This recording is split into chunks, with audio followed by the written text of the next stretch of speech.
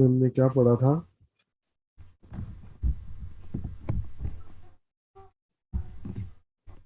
किसी को याद होएगा? मार्केट सर में नेक्स्ट। मैंने आपको 4 पीस के बारे में बताया था, ऐसे जी ही। सर। जी सर। और 4 सीज भी आपके साथ डिस्कस कर लिए थे भला? जी सर, उसमें यार ये डिस्कस कर आवाज आ रही लीजिए सर। जी, 4 सीज के बारे में मैंने कुछ बताया था आपको भला? No sir. अच्छा प्यारे, 4 पीस में था प्रोडक्ट, प्राइस, प्लेस, प्रमोशंस। ठीक है,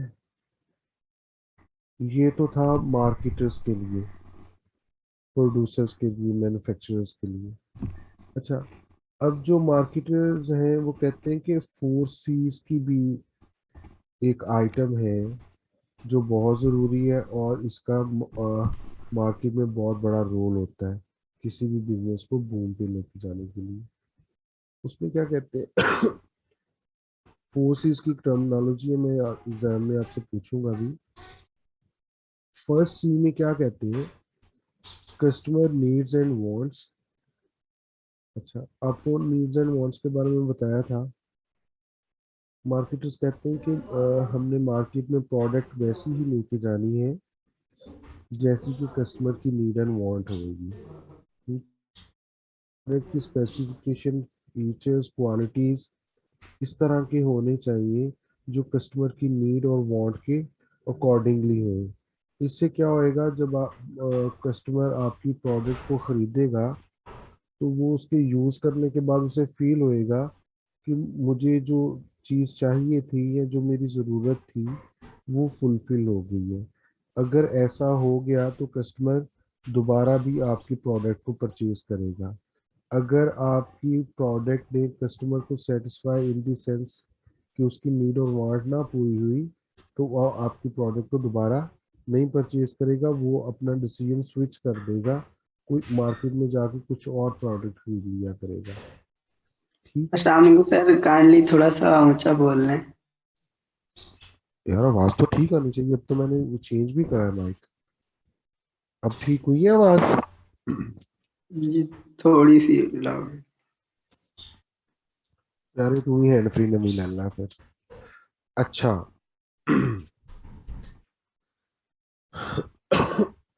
कस्टमर नीड्स एंड वांट्स की समझ लगी आपको? जब भी कोई बिजनेस मार्केट में अपने प्रोडक्ट को लॉन्च करेगा तो वो क्या कर रहा होएगा? वो अपने माइंड में रखेगा हमारे कस्टमर की नीड्स और वांट्स क्या हैं। हमारा कस्टमर हमारी प्रोडक्ट से क्या डिमांड करता है कि क्या क्या क्वालिटीज उसके अंदर हों, क्या फीचर्स हों उसके अंदर। दूसरे नंबर पे है कॉस्ट टू कस्टमर। और हर बिजनेस, हर प्रोड्यूसर अपनी प्रोडक्ट की जो कॉस्ट है उसको कोशिश करेगा कि मिनिमाइज किया जाए, ताकि हमारी प्रोडक्ट की जो प्राइस है वो इजीली अफोर्डेबल होए ना हमारे कस्टमर्स को। क्योंकि मार्केट में कंपटीशन तो हर टाइम चल रहा होता है, नई नई प्रोडक्ट्स आ रही होती हैं, और वो प्रोडक्ट्स जो होती हैं वो कम से कम प्राइसेस पे लाने की कोशिश कर रही होती है कंपनीज। उससे क्या होता है, प्राइस कम होएगी, क्वालिटी अच्छी होएगी, तो फिर भी कस्टमर्स जो हैं वो आपकी प्रोडक्ट की तरफ अट्रैक्ट होते हैं। ठीक है, उसके बाद थर्ड सी है कन्वीनियंस। आपने अपनी प्रोडक्ट की अवेलेबिलिटी जो है वो इस तरह करनी है प्लान, कि जिस एरिया को आपने टारगेट करा है ना, जिधर जिधर आपने प्लान करा है कि ये सेक्टर जो है, ये सोसाइटी, ये कॉलोनीज जो है वो हमारी प्रोडक्ट के बाय एक्चुअल कस्टमर्स होंगे, टारगेट मार्केट होएगी। तो आपने उसमें इस तरह उसकी अवेलेबिलिटी श्योर करनी है कि कोई बंदा अगर एक शॉप पे जाए एक प्रोडक्ट खरीदने के लिए, तो आपकी प्रोडक्ट इजीली अवेलेबल होए, उसके लिए कन्वीनियंस होए। वो अपने कल फॉर एग्जांपल मदीना टाउन में किसी भी शॉप पे जाता है तो आपकी प्रोडक्ट उधर अवेलेबल होनी चाहिए, ताकि उसको मसला ना हो कि वो शॉप पे जाए और आपकी प्रोडक्ट अवेलेबल ना हो। ठीक है। उसके बाद आपने एक प्रोडक्ट की स्पेसिफिकेशन, उसके इंग्रेडिएंट्स, ठीक है, उसके बेनिफिट्स क्या आते हैं, क्वालिटीज क्या आती हैं, वो भी कन्वे करनी है इस तरह से कि लोगों के लिए कन्वीनियंट होए डिसीजन मेकिंग करना, कि आपकी प्रोडक्ट की क्वालिटीज अच्छी हैं और वो दूसरी प्रोडक्ट्स को छोड़ के आपकी प्रोडक्ट को खरीदें। अच्छा, उसके बाद आ जाता है कम्युनिकेशन। कम्युनिकेशन में वही है, इसमें एडवर्टीजमेंट भी आ जाती है, प्रमोशनल एक्टिविटीज आती है। एक्चुअली एडवर्टीजमेंट भी तो एक कम्युनिकेशन है ना। आप अपनी प्रोडक्ट की इंफॉर्मेशन और उसके मेरिट्स जो उनसे हैं वो अपने कस्टमर को, टारगेट मार्केट को कन्वे कर देते हैं ना, कम्युनिकेट कर देते हैं कि हमारी प्रोडक्ट में ये चीज़ें हैं, अगर आप खरीदेंगे तो आपके लिए ये अच्छी होएगी हमारी प्रोडक्ट। अच्छा, इसको एक दफ़ा आप पढ़ लीजिएगा। फोर्सेस के बारे में तो चीज़ आप लोगों ने पूछनी है तो मुझसे पूछ लो अभी।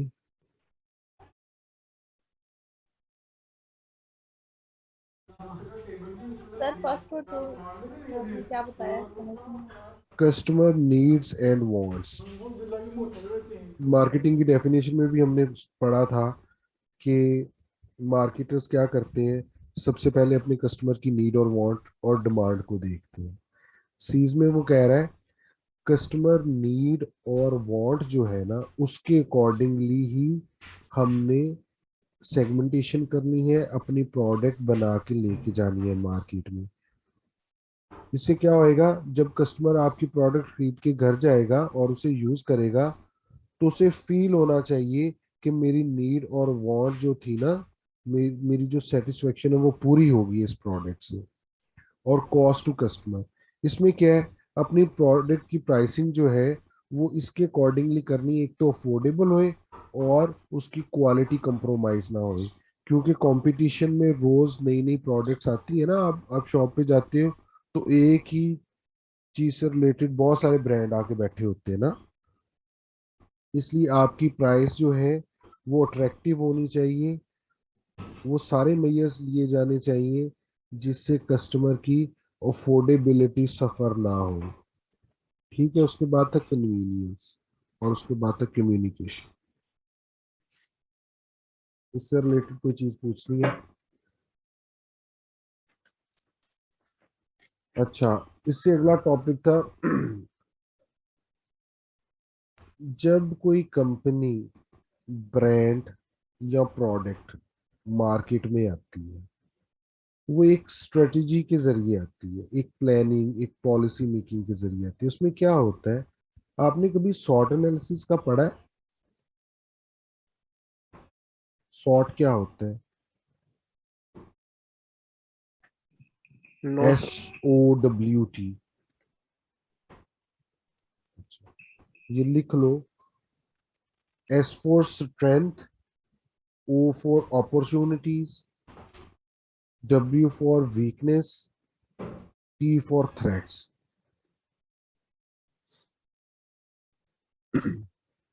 यार ये जो सॉट एनालिसिस है ना, ये हमको, जितने भी हम बंदे बैठे इंडिविजुअल्स इस टाइम क्लास में, कुछ भी काम शुरू करने से पहले ये चीजें कर लेनी चाहिए। डेली लाइफ में हमें कर लेना चाहिए, बड़े बड़े डिसीजन लेते हुए हमें कर लेना चाहिए। मैं बीएस अप्लाइड केमिस्ट्री ज्वाइन करूं या ना करूं, इसके लिए सबसे पहले आपको सॉट एनालिसिस कर लेना चाहिए। उसमें क्या होता है, सॉट एनालिसिस में क्या चीजें हम देख रहे होते हैं कि हमारी स्ट्रेंथ्स क्या है, हमारी अपॉर्चुनिटीज क्या है, हमारी वीकनेस, और हमें थ्रेट्स क्या क्या आएंगे। ठीक है। अब स्ट्रेंथ में क्या होता है, कोई बच्चा अपनी स्ट्रेंथ मुझे बताएगा?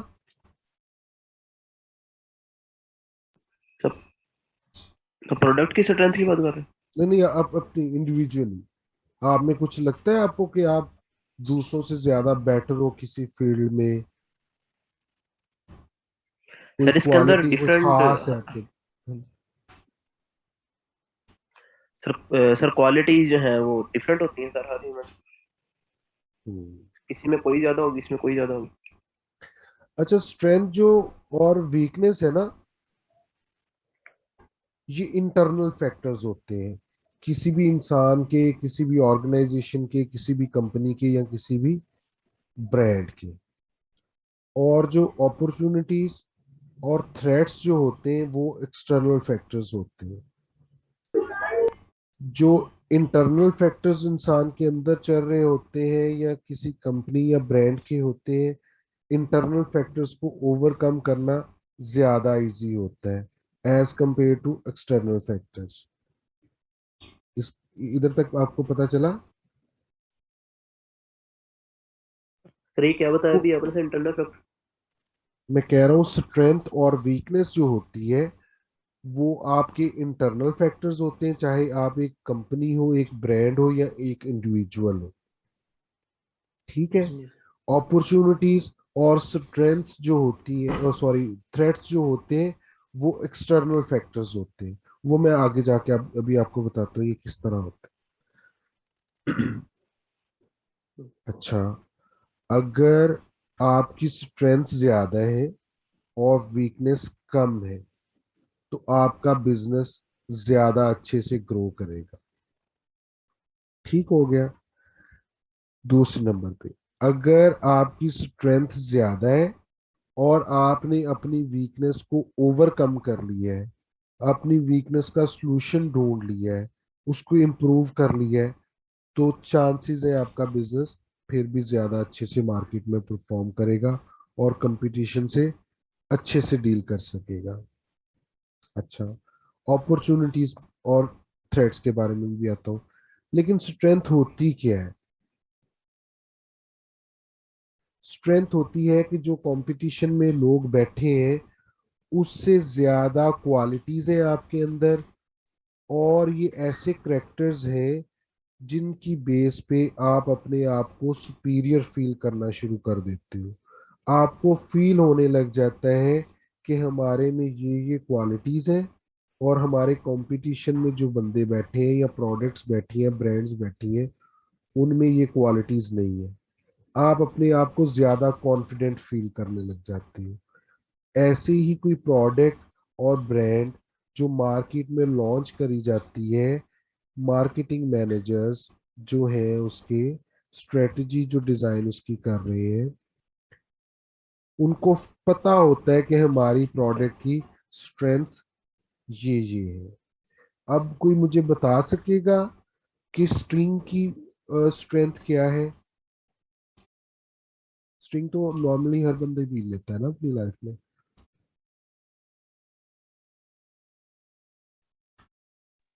सर अच्छी है सर ट्रेंड सर, खासतौर पर यंग जनरेशन में।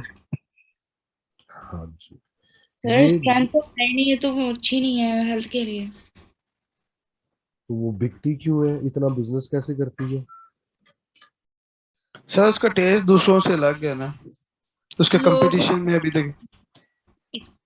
वैसे भी बुरी चीजों की तरफ ज्यादा हो जाते हैं। अच्छा। सर कोको कोला उसकी की सर शक्ल देखता हूँ। मैं सर हमेशा कोक और अरे कोला क्या केवल ये बना एडिक्टेड हो जाता है उसका, एक बार पी ले तो एडिक्टेड हो जाता है। वैसे हम तो 2012 में ही आए थे, तब से पी रहे हैं। के प्रॉब्लम्स होते हैं जो ये कोल्ड ड्रिंक्स पीते हैं, सॉफ्ट ड्रिंक्स। अच्छा, तो स्टमक के प्रॉब्लम भी होते हैं।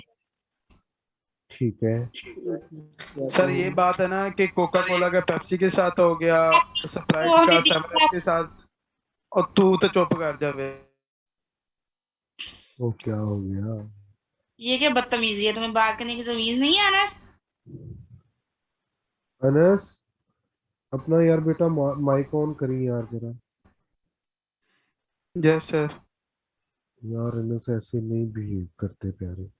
सॉरी यार सर। ये बहुत बुरी बात है यार। ऐसे होता है पढ़े लिखे। सॉरी कह बहुत दिया आप। बहुत बुरी बात। सर ये सर फरीहा, ड्रिंक की शर्ट है।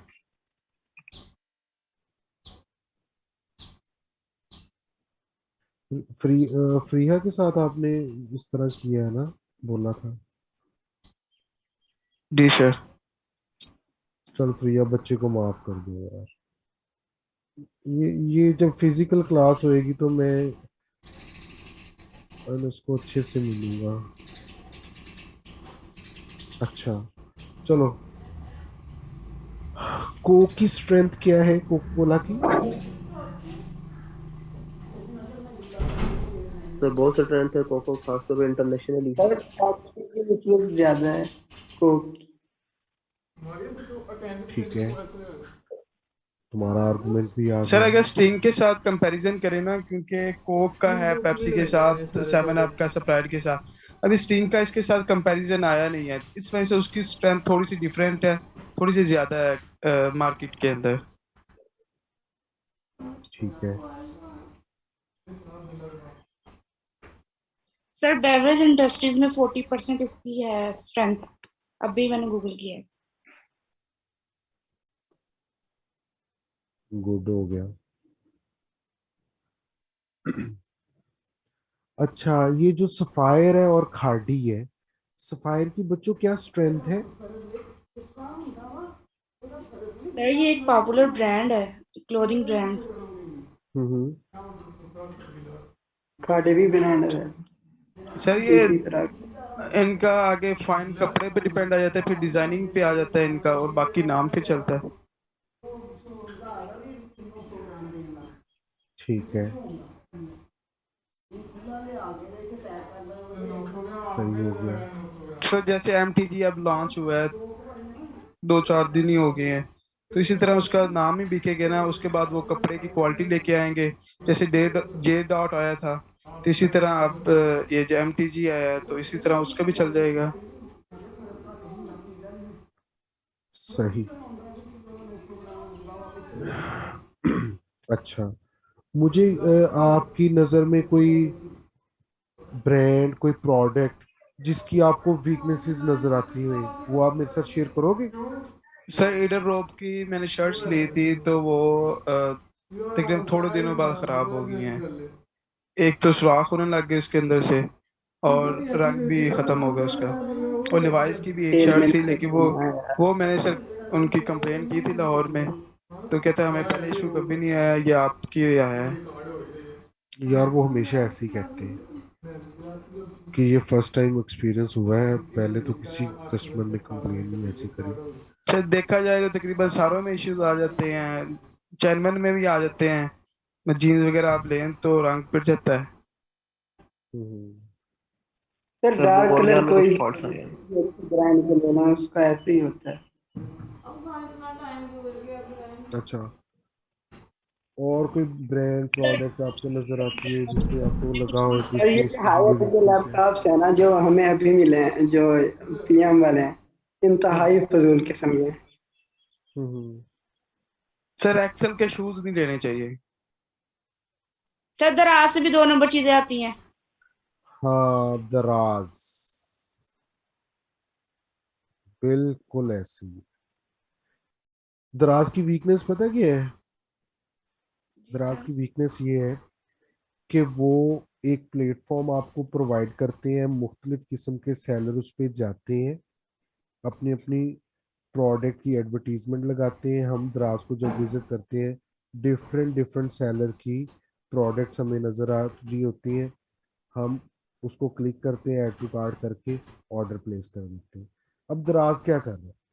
दराज की ये वीकनेस है कि वो चेक एंड बैलेंस नहीं रख पा रहा कि वो जिन जिन बंदों, जिन जिन सेलर्स को रजिस्टर कर रहा है अपने प्लेटफॉर्म पे और उनकी प्रोडक्ट्स को सेल पे लगाता है, वो क्वालिटीज़ के प्रॉपर चेक एंड बैलेंस को मीट नहीं कर पा रहा, जिसकी वजह से पाकिस्तान में दराज के बारे में बहुत नेगेटिव फीडबैक आ रहा है ना। हालांकि दराज पाकिस्तान का ऑलमोस्ट पहला ऑनलाइन शॉपिंग सोर्स है ना, इधर चल रहा, फैसिलिटी चल रही है।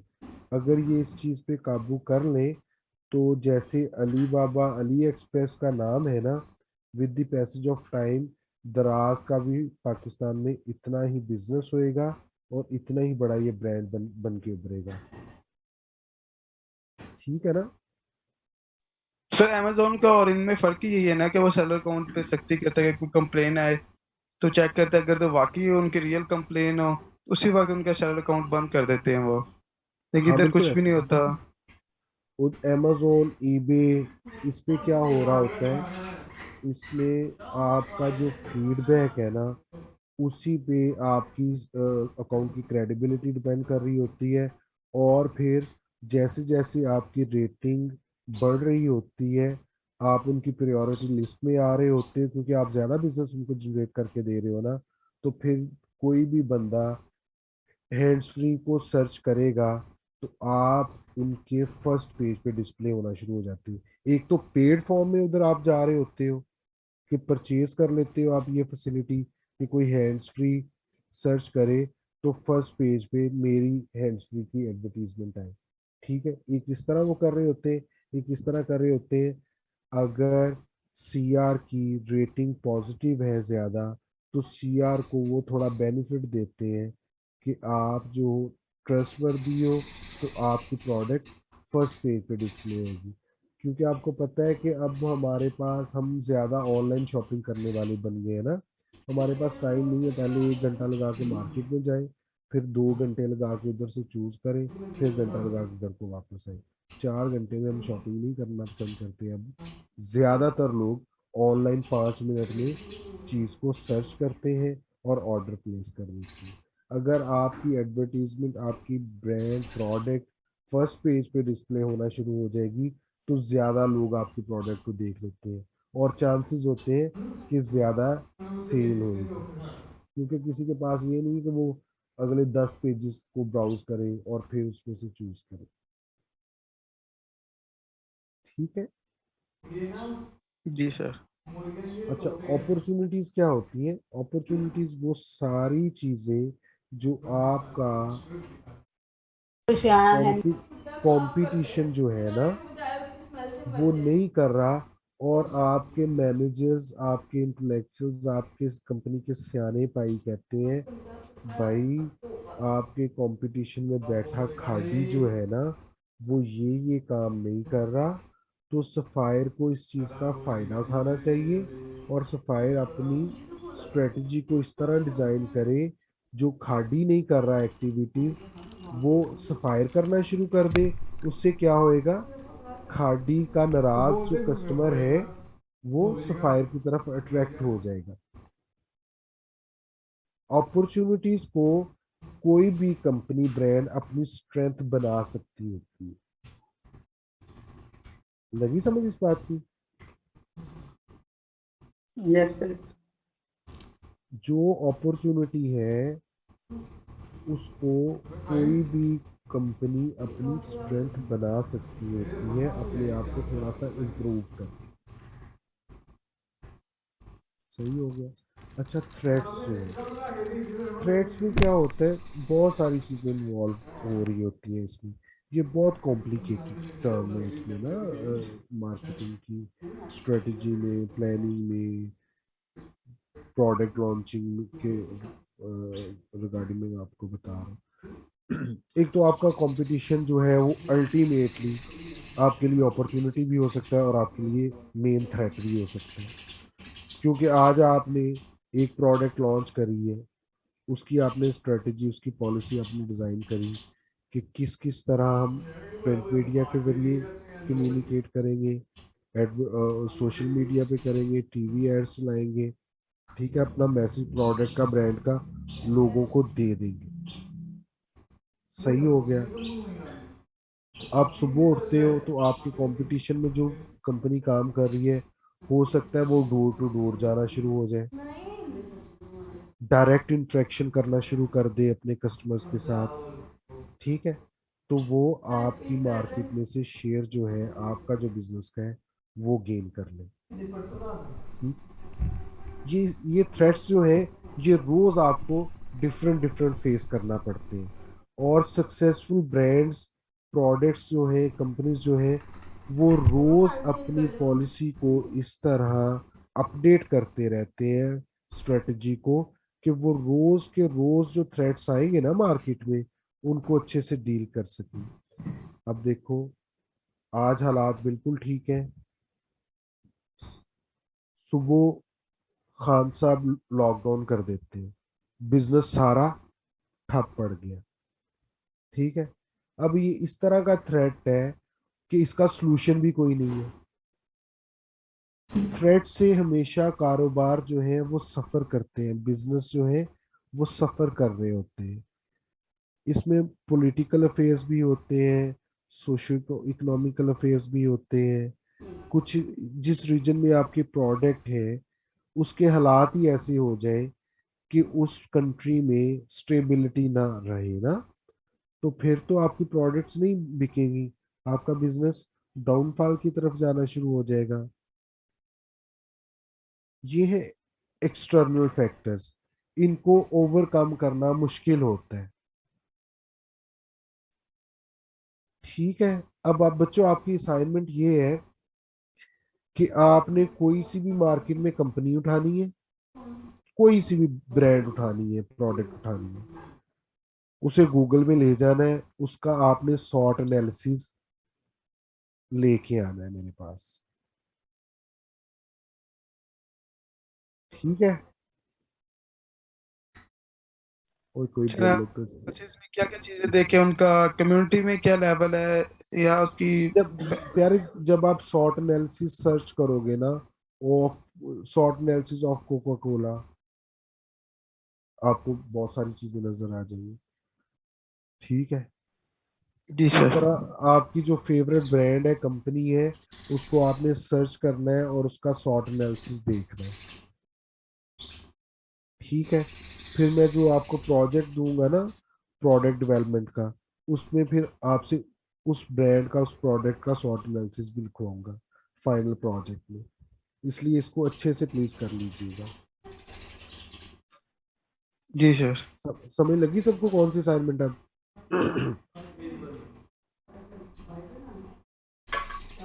हाँ, सर प्रोजेक्ट का क्या बताया सर? जी सर लगे। आप अभी तो करो ना, ये असाइनमेंट करके लेके आओ, कोई भी ब्रांड या प्रोडक्ट चूज करो, उसका फिर शॉर्ट एनालिसिस गूगल करो। ठीक है, वो पीडीएफ बना के मुझे आप सेंड कर दोगे। ठीक है, जी सर। हाँ, फिर मैं आपको आगे गाइड करूंगा कि अपने फाइनल सर कब तक सबमिट करवानी प्रोजेक्ट है ये असाइनमेंट? नेक्स्ट वीक में करवा देना।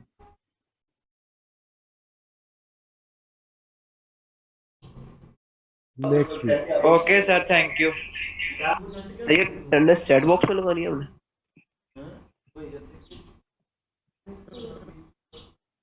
चलो प्यारे बच्चों, ठीक है, thank you very much. Sir attendance chat box में लगानी है? यार टेक्स्ट भी कर दो, जो बच्चे इधर आ रहे हैं वो स्क्रीन रिकॉर्ड हो रही है, उसके अकॉर्डिंगली लगा दूंगा मैं।